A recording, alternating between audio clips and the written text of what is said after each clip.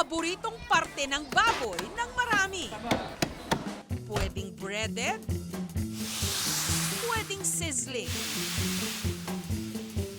pwedeng broiled, pwedeng may gravy, pwedeng steak, pwede ring adobo, at kung ano-ano pa.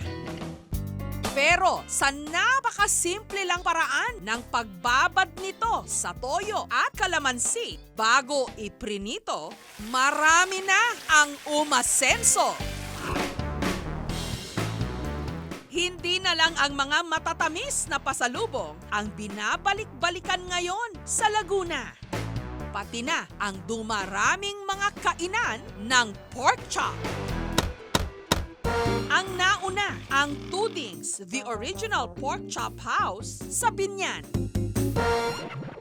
Dati-rati, lutong bahay ang specialty ng karinderya na nagsimula sa iilan lang mga mesa taong 1985. Naisip ni tita magluto ng pork chop, tinry niya, pinartneran niya ng sinangag tsaka itlog. Tapos nung nag-click yung pork chop, inalis niya na yung mga iba-ibang luto nila. Nagstay na lang sila dun sa isang menu na lang, yun na lang yung pork silog. Pero dahil masyado raw matrabaho ang pagluluto ng kung ano-anong mga putahe, naisipan nilang simplehan na lang. Isa na lang ang kanilang specialty, pork chop. Sa pork chop, hindi na masyadong maraming ingredients, tsaka hindi na masyadong maraming gagawin. Yun na lang, kaya madali. Mabilis itong tinangkilik ng customers. Ang dating 10 kilos lang ng pork chop na kanilang iniluluto kada araw, ngayon 600 kilos na araw-araw. At mula sa maliit na karinderya, meron na ngayong 15 branches ang Tudings sa iba't ibang mga bayan at syudad ng Laguna, pati na rito sa Metro Manila. Naisipan na nga nilang gumawa ng commissary kung saan tinitimpla ang pork chop bago i-distribute sa iba't ibang branches para doon na mismo iprito. Pagmamalaki nila, hindi nila binago ang original recipe at sinisigurong sariwa ang karne. Sila ni tita po, mayroon po sila naka-assign doon na tao para pumunta sa market. Tapos siya talaga yung pumipili ng pork chop para alam namin na sariwa. Sa pagtimpla ng kanilang pork chop, kailangan ng toyo, bawang, paminta, lemongrass na nagpapatanggal daw ng lansa ng karne at ang kanilang iba pang mga sikretong pampalasa. Gagawa po tayo ngayon ng Tudings Original Pork Chop. Pagkakulo ng tubig, inilagay na ang karne at mga sangkap. Pagkalipas ng 30 minutes, hinango, pinalamig, at saka iprinito. Tama yung pagkakatimpla. Malambot talaga siya. Malinamnam, masarap.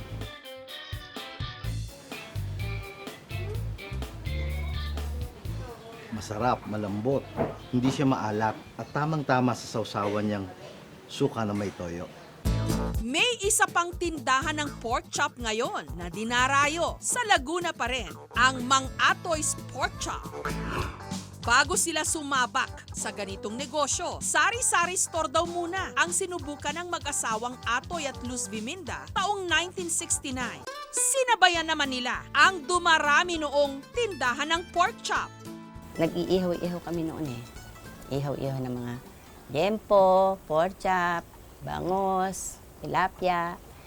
Kaya matagal may nag-ano sa amin, ba't hindi kami magluto ng pork chop din?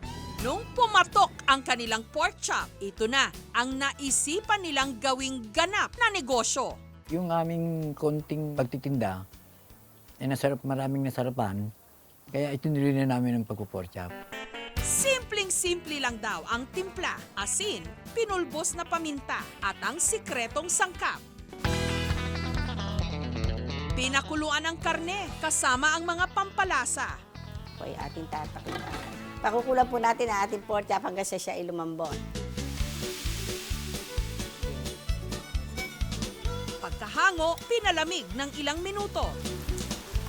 At saka, iprinito.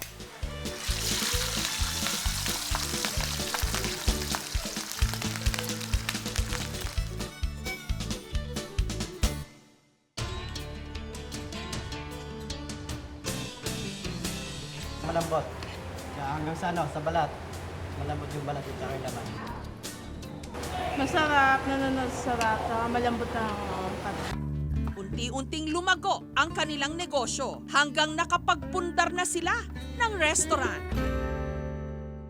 Pero katulad ng ibang mga negosyo, hindi araw-araw, Pasko, may mga araw din daw na mahina ang kanilang benta. Yung pundar namin, yan ay galing naman sa pag-utang namin ng pera. Umutang kami sa bangko. Total. Kasi pag katulad ng aming isang lugar namin, nakita namin na pinautang ng bangko. Wala namin. Nulugan namin. Lamang ka, ano namin. Tapos, inaalok din naman kami ng bangko para kami makakuha. Kaya kami nakakapundar. Unti-unti kami nagpapatayo kahit pa paano. Basta yung aming inuutang, pinapatayo namin. Yun. Pero hindi sila sumuko. Kalaunan, nagtuloy-tuloy ang kanilang pag-asenso. At mula sa iisang outlet o tindahan, nakapagpatayo pa sila ng 20 branches sa Laguna pati na sa Tagaytay na ngayon, mga anak na nila ang nagpapatakbo. Katulad ng ibang mga negosyo, ang tagumpay ng ilan sinundan ng iba pa. Meron na nga ngayong mga nagtitinda ng pork chop na may kasamang sinangag at itlog, pork chop silog o pork silog. Pero dito sa The Pork Chop Factory, may iba't ibang luto ng pork chop na pagpipilian. Sizzling buttered pork chop, country-style breaded pork chop, grilled pork chop, at ham and cheese stuffed pork chop. Hilig daw talaga ni Marie at ng kanyang mga anak na kumain ng pork chop, kaya naisipan nila itong inegosyo. Generally kasi pag tinan mo kasi ang ano natin, mas marami sa tayong ganun kumain, like the ato is inutuding as you mentioned. Pero inangat namin siya. Inangat namin yung konsepto. Lahat ng pwede kong i-add na ingredients na mas masarap, ganun ang ginagawa ko. So yung mga anak ko, mahilig ako magluto, syempre mahilig din silang kumain. 6 na oras tong ginagawa para masigurong manunuot ang lasa sa karne. Pagdating sa marination kasi, doon milig talaga ako mag-marinate. Doon talaga siguro na expertise ko na mag-marinate ng baboy, manok, kahit anong isda. Para maiba ang kanilang pork chop, iba't iba rin ang gravy. May mushroom, garlic butter sauce, at mushroom and herbs. Ang sausawan para sa mga ito, unlimited. Malambot yung pork, saka yung lasa, nagbe-blend siya dun sa timpla nung dish. Sarap, malinamnam. Tama-tama ang alat, ang tamis, lasang ulit. Sigurado ako, marami sa inyo mapapaluto ng pork chop bukas na bukas. O hindi kaya ngayon pa lang natatakam na. Pero kung gusto nyong maiba naman at matikman ang iba't ibang mga luto ng pork chop, tumayo na sa Laguna.